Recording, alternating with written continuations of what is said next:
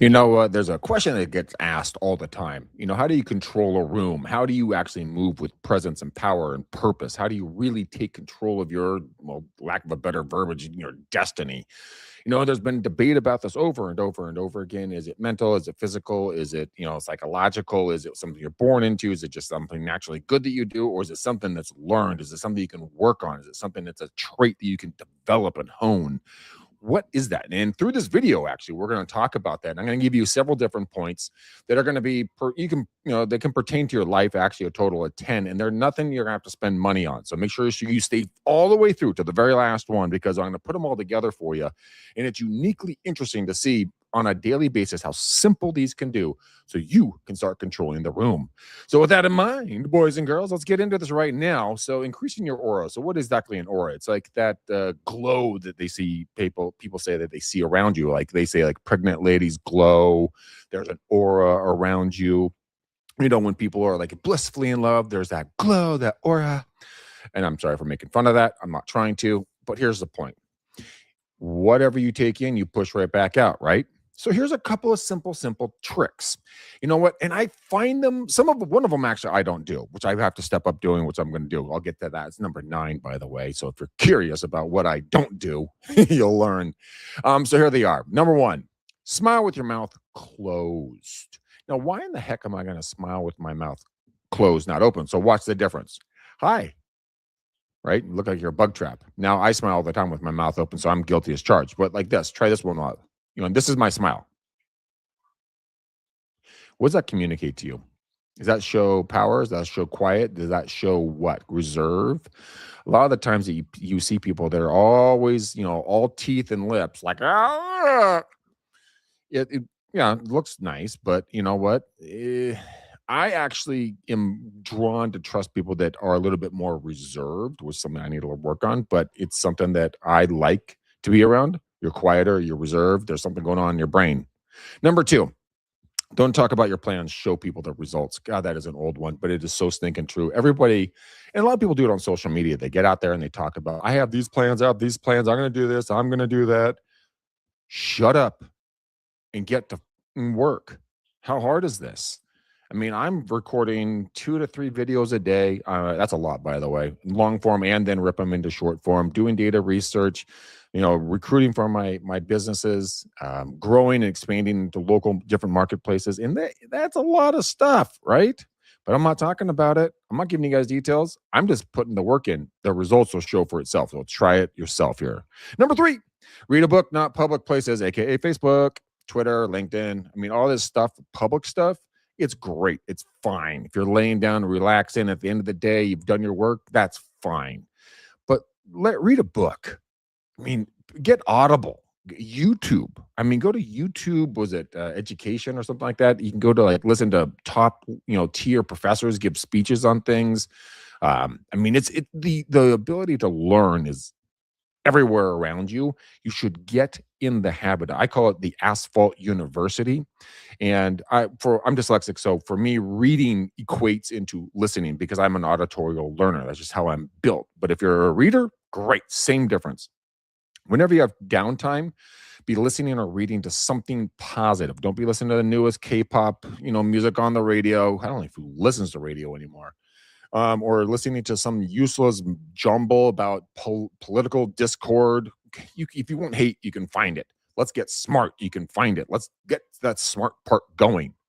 All you have to do is pick up a book and read it. Pick one subject for the next 12 months. Read a book a month. You will beat 99.9% of the United States. I think it's somewhere around that actual number that 90+% of people since college have not finished an actual academic book or a book that would put something better into their life one way or the other. It could be exercise. It could be planting gardens. It doesn't matter. They don't read it. They read novels. They read people's opinions about things, but they don't read facts. So pick up a book.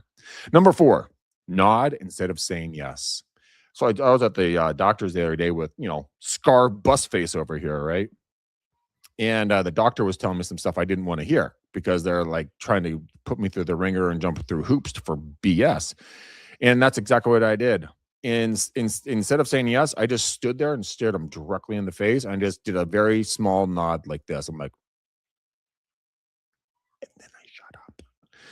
And they ultimately changed what they were trying to push me to what I wanted to, what I had to have. And you know what? It was very powerful to just not always just agreeing with it. Okay, yeah, sure, yes, that's fine. To just a deadpan stare.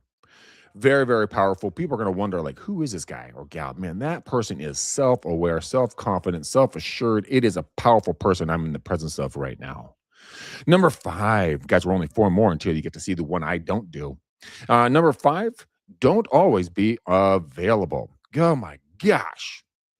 I am so guilty. Like, oh my gosh. When I first got into real estate, I told my clients verbatim, hey guys and gals, I'm super excited to work with you. If I don't pick up my phone, two things have happened. One, I've run out of power, or two, I'm asleep. Either way, as soon as my phone's back on or I wake up, I'll give you a call. No matter what, I'm here 365, 24/7. I am here to serve you. People took me up on that. Literally took me up on that. So I'd learned how not always to be avoidable, available. I learned how to be avoidable. Just ask my ex girlfriends. Okay, joking. I thought it'd be humorous. Anyways, here we go. Um, so when someone always says like, "Hey, let's do this. We should do that." Blah blah blah. Or hey, they're always calling you. Put boundaries up because otherwise they will run you over like a Mack truck going down I-5 at 200 miles an hour, and they will not look back and say sorry. Make your time valuable. Don't always be available. Number six, don't talk about how much. Don't talk so much about yourself. Yes, I get it. We're all our favorite pieces, topics of conversation. I love to talk about me, me, me, me, me, me, me, me, me, me. That is fucking boring, and it's narcissistic, and it's rude. Now, you guys know I don't cuss on these very much, but I have a passion about this because once you start really getting into kind of who you are, how great you are, and never really asking any questions about the other person, you're going to shift your aura. It's going to be completely different because in that moment, when someone says, how are you? And you go down that huge laundry list, that verbal barf scenario of how great you are and what you're doing and all these accomplishing these goals. And, I'm always available to help. And I would love to hang out with you and all this stuff. Everything we just went over. There goes your aura. There it goes. Just flew right out the window. Stop talking about yourself. Be curious. Use the Ford method. If you guys don't know what Ford is very simple. It's the easiest script on earth to have a conversation with anybody on earth about any topic. You could be your in-laws, your future in-laws, your coworkers, your new business partners, people in school. Doesn't matter. It's called Ford. Here's what it stands for: family, occupation, recreation, and dreams. Greg, what does that mean? Good question. What it means like this: F stands for family. Do you have kids, a wife, husband, significant other, parents in the area, siblings, family? And then FO, occupation. What do you do for a living? How long you been in it? Would you do it again? What's new in that industry? How, would you want to stay in this forever? Is it going to change? Are you going to still, is AI going to take over your industry?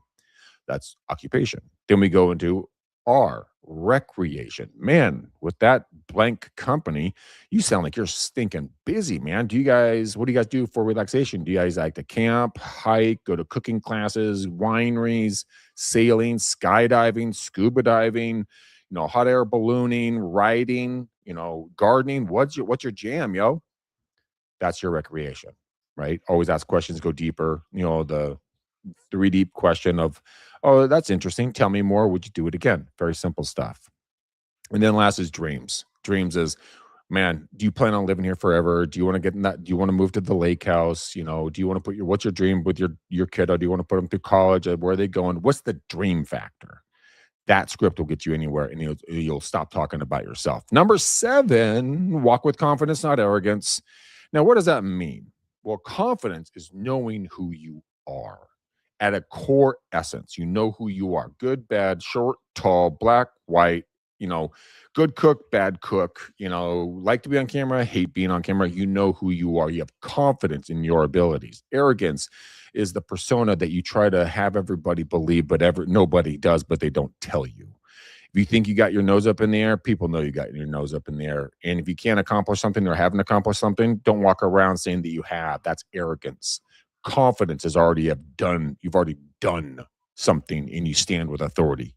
Big difference. They can smell it a mile away. Number 8, speak slow with purpose. A lot of the times You'll hear people get in arguments and stuff, and they'll just speed up the conversations like this, and oh my god, they're off to the races. I missed 99% of that. So did everybody else, and I'm the one that said it. So go figure on that one. When you speak slower with confidence and purpose, there's a reasoning. People can feel that brain of yours moving in a dynamic direction. Don't take that away from yourself. You have too much to offer to take that away from yourself. Remember, speak slowly. Not like you're having an episode, right? But like deliberately with purpose is what I'm really going to get at. All right, here's the one. Here's number 9, guys. This is the one I don't do, and it's very obvious. So thank you for staying to the end. I am going to work on this, though. I'll make an open promise here. It says dress neatly, even in casual settings. You know, I can tell you on my own account, actually, that a number of years ago, God, this must be 15 plus years ago at this point, I made a decision one day that I don't know why I made this decision, but I did. I just said, you know what? I'm going to start wearing a tie. And the funny thing is, I didn't own any ties. So I went and borrowed one from my dad. And then I, got a couple of deals, got a couple of ties, got a couple more deals, got a couple more ties. And 7 days a week for a year, didn't matter what I was doing. I mean, okay, working out and like swimming and stuff, yeah, no tie. But anywhere I went, anywhere. If I go into a family dinner, going out with friends for breakfast, if I'm going to work, if I was anything that didn't involve heavy sweating, I was wearing a tie. And everyone made fun of me. They're like picking on me, like, I'm wearing a tie. Look at you wearing a tie, blah, blah, blah. Guess what?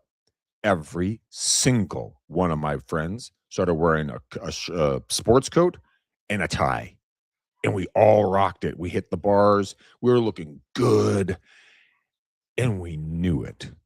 And people reacted to us in a different way than the way that I dress right now, like baseball hat and a t-shirt, right?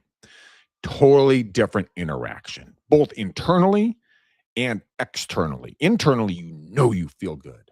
You know you're looking good. You got a heightened feeling about yourself in that day. The people that see you going like, oh, that person's got it together. Mm-hmm. So try that. It actually really is a fun experiment. And then last but not least, number 10, listen more than you speak. God gave you 2 of these little gems called ears and 1 of these called a mouth. Use them in the right proportion, please.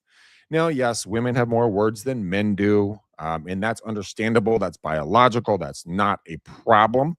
But be cognitive of the opportunity to continually listen to other people, and that gives you the ability to also figure out a solution. Now, guys, we are problem solvers. Ultimately, at the core of who we are, we're problem solvers.